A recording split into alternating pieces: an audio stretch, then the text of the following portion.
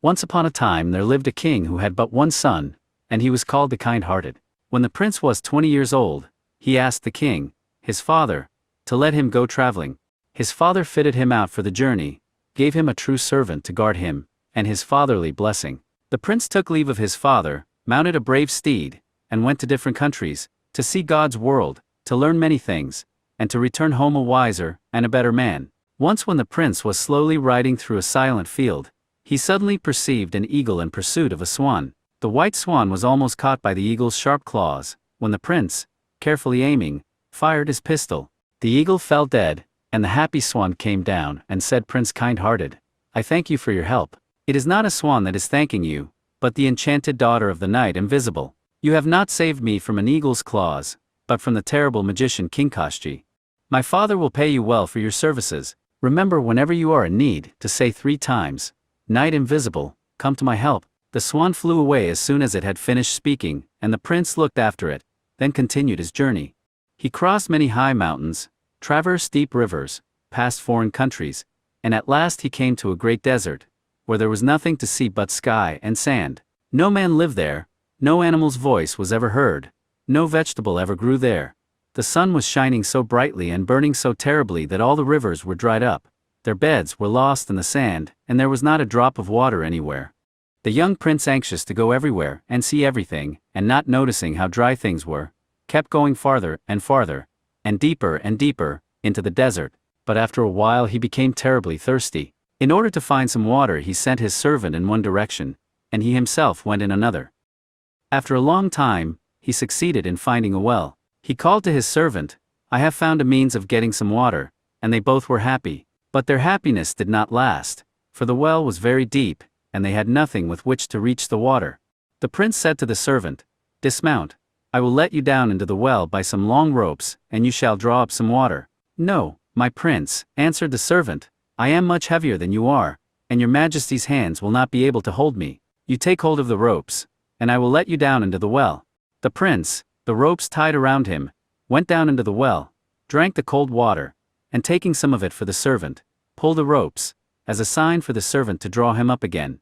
But instead of pulling him up, the servant said, "Listen, you, kingly son, from your cradle days until now you have lived a happy life, surrounded by luxury and love, and I have always led the life of a miserable wretch. Now you must agree to become my servant, and I will be the prince instead of you. If you will not exchange, say your last prayer, for I am going to drown you. Do not drown me, my true servant, you will not gain anything by it. You will never find such a good master as I am, and you know what a murderer may expect in the next world. Let me suffer in the next world, but I will make you suffer in this one," answered the servant, and he began to loosen the ropes. "Stop!" cried the prince, "I will be thy servant and you shall be the prince. I will give you my word for it. I do not believe your word. Swear that you will write down what you promise me now, for words are lost in the air, and writing always remains as a testimony against us." "I swear." The servant let down into the well a sheet of paper and a pencil, and told the prince to write the following. The bearer of this is Prince Kindhearted, traveling with his servant, a subject of his father's kingdom. The servant glanced over the note, pulled the prince out of the well, gave him his shabby clothes, and put on the prince's rich dress. Then, having changed armor and horses, they went on. In a week or so they came to the capital of a certain kingdom. When they approached the palace, the false prince gave his horse to the false servant, and told him to go to the stable, and he himself went straight into the throne chamber, and said to the king, "I come to you to ask for the hand of your daughter, whose beauty and wisdom are known all over the world. If you consent, you will have our favor. If not, we will decide it by war. You do not speak to me in a nice way at all, not as a prince ought to speak, but it may be that in your country you are not used to better manners. Now listen to me, my future son-in-law. My kingdom is now in the hands of an enemy of mine. His troops have captured my best soldiers, and now they are approaching my capital. If you will clear my kingdom from these troops, my daughter's hand will be yours as a reward." "All right," answered the false prince, "I will drive your enemies away. Do not worry if they come to the capital. Tomorrow morning not one enemy will be left in your land." In the evening he went out of the palace, called his servant, and said to him, "Listen, my dear, go out to the city walls, drive away the foreign troops, and for this service I will return to you your note, by which you denied your kingdom, and swore to be my servant." The honest Prince Kindhearted put on his knightly armor, mounted a steed, went out to the city walls, and called in a loud voice, "Knight Invisible, come to my help." "Here I am," said Knight Invisible.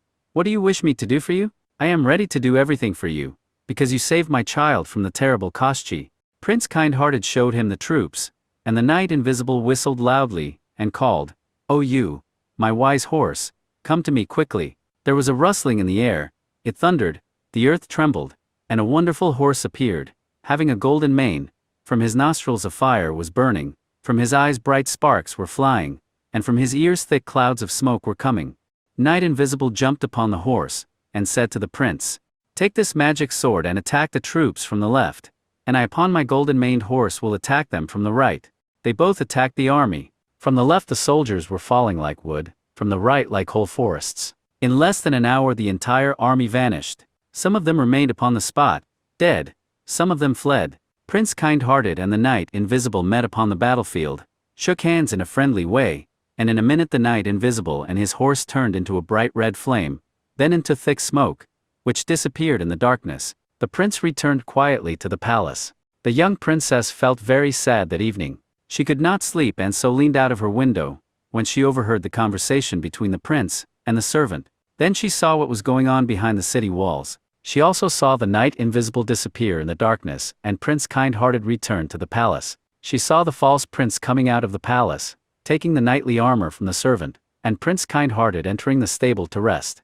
The next morning, the old king, seeing his land freed from the enemies, felt very happy, and gave the prince many rich presents. But when he announced the engagement of his daughter to him, she stood up, took the hand of the real prince, who helped to serve at the table, led him before the old king and said, "My dearest father and king, and all you that are present here, this man is my bridegroom, sent to me by God, for he is your savior, and the real prince, and that one who calls himself a prince, is a traitor, a false and dishonest man." Then the princess told everything she knew and said, "Let him show some proof that he really is a prince." The false prince gave to the king the note, which was given to him in the well. The king opened it and read aloud, "The bearer of this note, the false and untrue servant of Prince Kindhearted, asks for pardon and expects a just punishment." The note was given to him in the well by Prince Kindhearted. "Is it really so?" cried the wretch, and he became pale as death. "Yes, read it yourself, if you do not believe it," answered the king. "I cannot read," said the poor fellow. He knelt before his master and begged for mercy, but he received what he deserved. Prince Kindhearted and the princess were happily married, and I was present at the wedding feast, and also felt happy.